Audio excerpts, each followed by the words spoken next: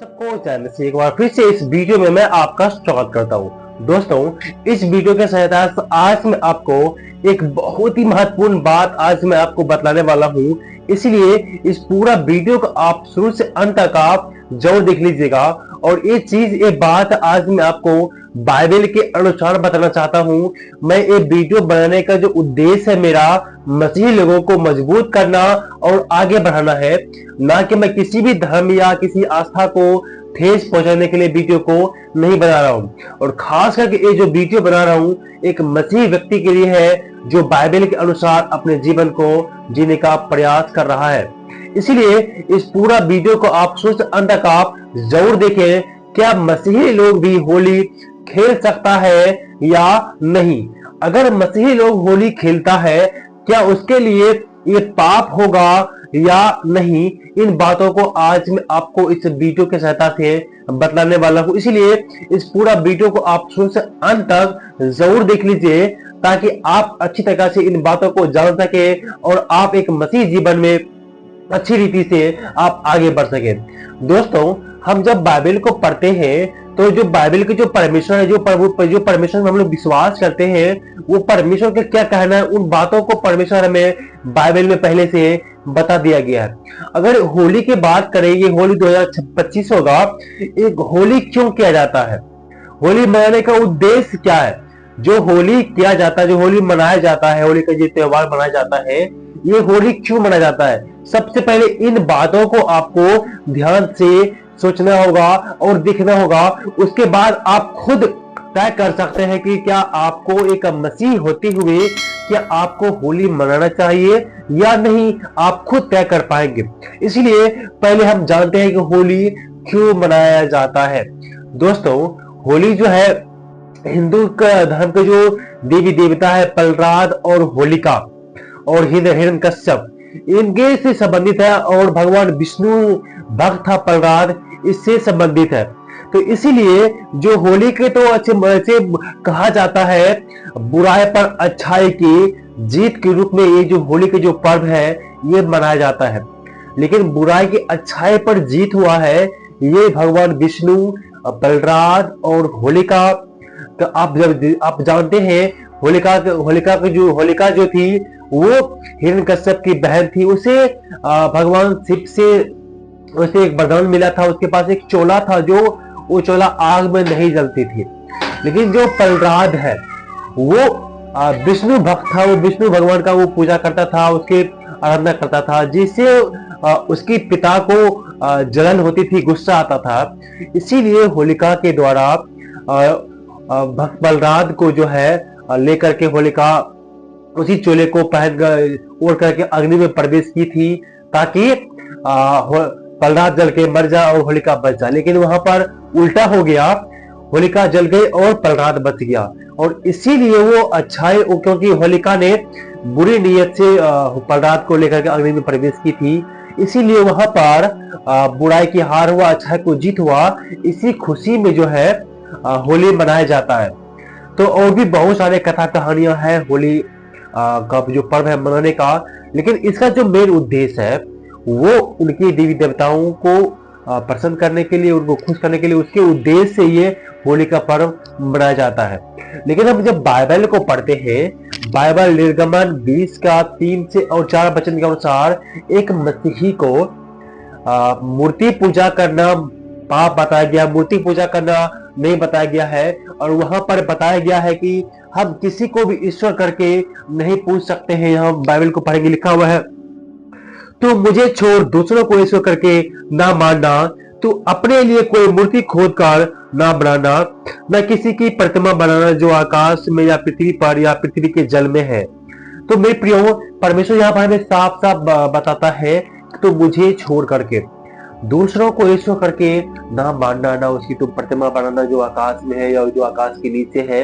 इसीलिए परमेश्वर यहाँ पर हमें मूर्ति पूजा करने के लिए मना करता है। और उसके बाद में हमें दूसरे को, परमेश्वर के अलावा हमें दूसरे को ईश्वर करके, ईश्वर के स्थान को दे करके हमें उसका पूजा आराधना नहीं कर सकते हैं। इसीलिए इस वचन के अनुसार हम होली नहीं मना सकते। वो उन लोगों के लिए है जो उस पर आस्था करता है, उन देवी देवताओं पर जो विश्वास करता है, उन लोग जो है इस होली का त्योहार को मनाता है। लेकिन एक मसीह होते हुए ऐसा आप नहीं कर सकते हैं। आप मूर्ति पूजा और ईश्वर को दूसरे ईश्वर को छोड़कर के दूसरों को ईश्वर करके आप नहीं पूछ सकते हैं। एक वचन को और हम आपके सामने बढ़ेंगे जो हमें साफ कर देगा कि हमें करना चाहिए या नहीं करना चाहिए। जो पहला कुरिन्थियों 10 के 31 के वचन में लिखा हुआ है, या पौलुस कहता है, इसलिए तुम चाहो खाओ, चाहो पियो, चाहो कुछ भी करो, सब कुछ परमेश्वर की महिमा के लिए करो। सब कुछ परमेश्वर की महिमा के लिए। मेरे प्रियो, एक चीज आपको इस वचन से इस चीज सीखने के लिए मिलेगा, क्या आप होली का त्योहार जो मनाएंगे, क्या इसी काम से, इसी त्योहार से आपके परमेश्वर को महिमा मिलेगा या नहीं?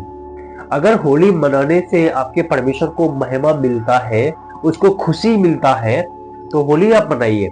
लेकिन वचन कहता है तुम खाओ, चाहे पियो, चाहे कुछ भी करो, सब परमेश्वर की महिमा के लिए करो। क्या आपके रंग खेलने से, अबीर लगाने से, कीचड़ खेलने से, होली खेलने से, होली मनाने से क्या परमेश्वर को महिमा मिलेगा या नहीं मिलेगा? ये आप सोचिए। आप सोचिए, उसके बाद होली खेलिएगा। इसीलिए ये सारे काम जो है उन लोग करता है जो उस पर आस्था करता है। होली का सारा श्रेय जो है, सारा महिमा जो है, वो भगवान विष्णु को जाता है, प्रहलाद को जाता है, इसीलिए उन देवी देवताओं को जाता है जो उससे जुड़ा हुआ है। और भगवान कृष्ण से होली जो है जुड़ा हुआ है। लेकिन एक मसीह होते हुए आप इन चीजों पर विश्वास नहीं करते हैं, तो बाइबल के अनुसार आप होली नहीं खेल सकते हैं, नहीं मना सकते हैं। इसीलिए इन बातों को आप ध्यान जरूर दीजिए कि हमको जो भी कुछ करना है वो परमेश्वर की महिमा के लिए करना है। जिस काम में परमेश्वर की महिमा ना मिले, वैसा कार्य हमें और आपको एक मसीह रहते हुए नहीं कर सकते हैं और नहीं करना चाहिए। एक वचन और पढ़ेंगे, हमें मिलता है रोमियो 12 के 2 में लिखा हुआ है, इस संसार के दृश्य ना बनो, परंतु तुम्हारे मन के नए हो जाने से तुम्हारा चाल चलन भी बदलता जाए, जिससे तुम परमेश्वर की भली और भावती और सिद्ध इच्छा अनुभव से मालूम करते रहो। मेरे प्रियो, वचन हमें साफ साफ कहता है, तुम इस संसार के जैसा ना बनो, इस संसार के दृश्य ना बनो। जो काम संसार करता है उसके जैसा तुम्हें नहीं करना है, क्योंकि परमेश्वर ने एक वचन में क्या लिखा? परमेश्वर ने क्या कहा? मैंने तुम्हें संसार से चुन लिया है कि तुम जाकर फल लाओ। इसीलिए परमेश्वर हमें संसार से चुन करके अलग कर लिया है। इसलिए जो भी संसारिक जो रीति रिवाजें हैं, उनसे एक मसीही जो है अलग है, उससे अलग है। हम उसके जैसा बिल्कुल भी नहीं कर सकते हैं, नहीं मान सकते हैं। इसीलिए एक मसीह होते हुए आपको होली का त्योहार नहीं मनाना चाहिए। इसीलिए इन बातों पर थोड़ा सा आप गौर कीजिए और सोचिए, जो वचन आज मैं आपको बतलाया हूँ, क्या इन सारे वचनों के आधार पर क्या आप होली खेल सकते हैं? क्या आपकी होली खेलने से परमेश्वर की महिमा मिलेगा या नहीं मिलेगा? इन बातों पर आप जरूर ध्यान दीजिएगा। और इस संसार के जैसा हमें नहीं बनना है, और हमारे मन के नए हो जाने से हमारा चाल चलन व्यवहार सब बदल जाना चाहिए, एक मसीही की तरह हो जाना चाहिए।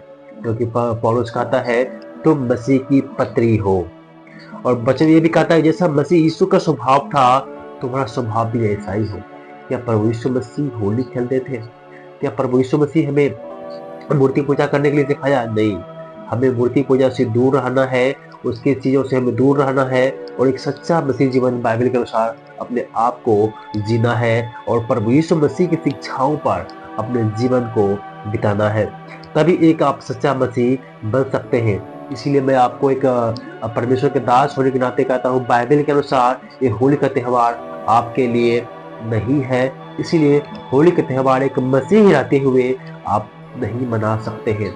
और बहुत सारे लोग कमेंट करते हैं, अगर कोई जबरदस्ती लगा दिया है तो उसमें क्या करें? आपको उसे झगड़ा भी नहीं करना है। आप बाहर निकलते हैं, लगा दिया जबरदस्ती, आपकी इच्छा के विरुद्ध अगर जो लगा दिया है, तो उसके लिए आपको उससे झगड़ा नहीं करना है, ना कुछ बोलना है। आप घर आ जाइए, नहा सोना के आप सही हो जाइए और रंग को आप धो लीजिए, इसमें कोई दिक्कत नहीं है। लेकिन आपके अपने इच्छा से, आपके मन से आपको नहीं खेलना है। कोई जबरदस्ती आपको डाल दिया रंग तो वो अलग सिचुएशन है, वो अलग बात है। लेकिन आपकी इच्छा, आपके मन के अनुसार ऐसा नहीं होना चाहिए, क्योंकि हमारा जो परमेश्वर है वो हमारे ऊपर के नहीं, हमारे हृदय, हमारे मन को भी जांचने वाला परमेश्वर है कि आपके मन में क्या है। इसीलिए इन बातों को आप ध्यान जरूर दीजिएगा। मैं उम्मीद करता हूँ कि इस वीडियो की सहायता से परमेश्वर आप सबको आशीष दिया होगा, और इस वीडियो को आप शेयर कीजिए अपने दोस्तों में, अपने रिश्तेदारों में, ताकि उन लोग भी इन बातों को जान सके और अपने जीवन को परमेश्वर के हाथ में अच्छी रीति से समर्पण कर सके। परमेश्वर आप सबको आशीष दे।